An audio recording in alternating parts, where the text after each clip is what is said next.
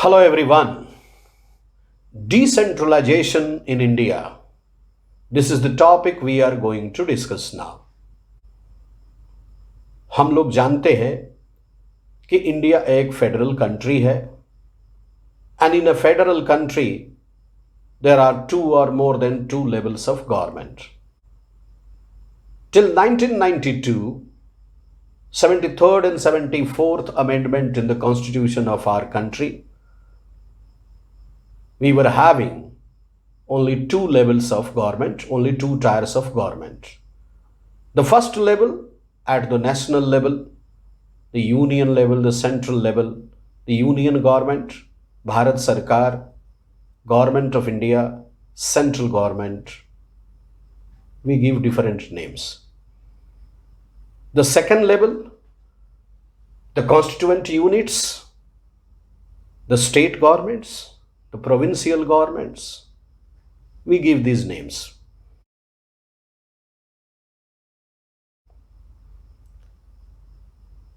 In 1992, by 73rd and 74th Amendment in the Constitution of India, the third level of government, the local self-government system, was introduced.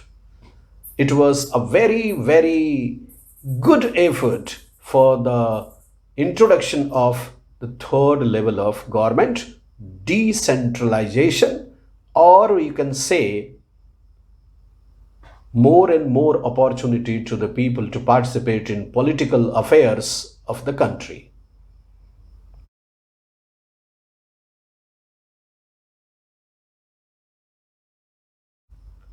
Decentralisation क्या है, इस पर हम लोग थोड़ी सी बात करते हैं. When some powers are taken away from the state governments and the central government and given to the local self-governments, it is called decentralization.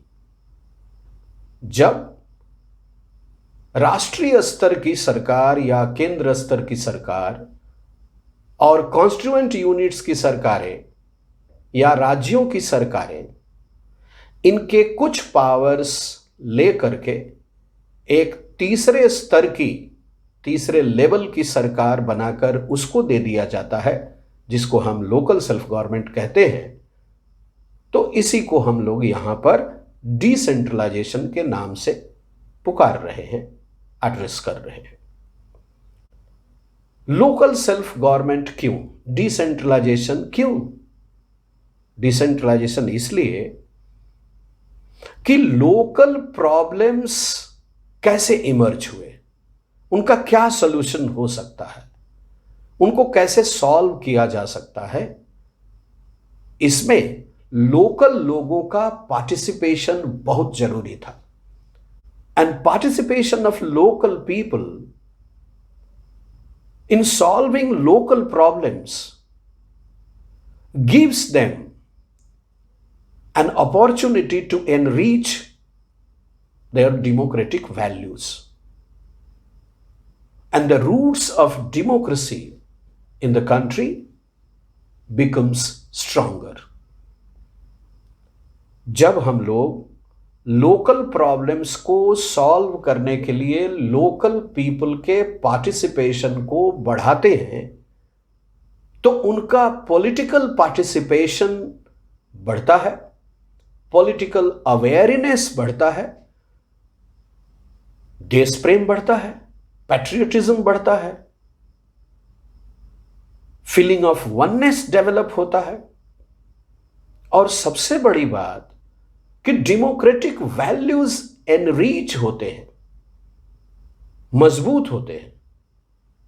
हमारी कंट्री के लिए ये बहुत ही अच्छा है, तो हमें तो ऐसा करना ही चाहिए. और सबसे बड़ी बात ये कि इस तरह के पार्टिसिपेशन से लोगों के अंदर पॉलिटिकल सेंस डेवलप होता है, गुड गवर्नेंस का सेंस डेवलप होता है.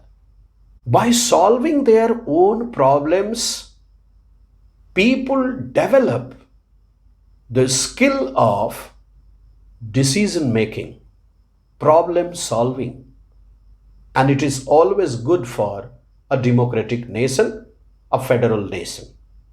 इसी तरह का एफर्ट हमारे कॉन्स्टिट्यूशनल अमेंडमेंट्स 73 और 74 ने किया. In 1992, Constitutional Amendment number 73 and Constitutional Amendment number 74. These two amendments introduced the third tier of government in our democracy, in our federal system, and that tier or level of government is called the local self-government, Sthaniya Swasasan Vyavastha. It means some provisions related to decentralization were made by these two amendments in 1992. We'll look into the points one by one. The first provision, it was made compulsory, mandatory to hold elections at regular intervals for the local self-governance bodies. Provision number 2, seats were reserved for scheduled castes, scheduled tribes, and other backward classes in the local self-government system to give them maximum possible participation. Scheduled castes, scheduled tribes, and the other backward classes were also given reservation for the seats of institutional heads in the local self-government system. Provision number 3, 33% seats were reserved for women in the local self-government system. It means 1/3 seats were reserved for women in the local self-government system. Local self government system में 33% seats women के लिए reserve कर दिया गया. इससे साफ जाहिर होता है कि हमारे देश के कॉन्स्टिट्यूशन को विमेन पार्टिसिपेशन को बढ़ाने के सही मौके की तलाश थी और ये बहुत ही अच्छा प्रोविजन किया गया.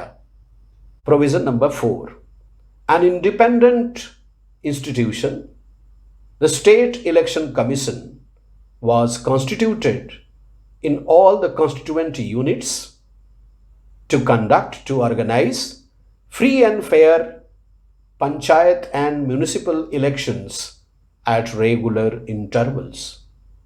Provision number 5, the state governments were made to share some of their powers and some of their revenue sources to the local self-governments. But one thing we have to remember here, this sharing of power and sharing of revenue sources differ from state to state.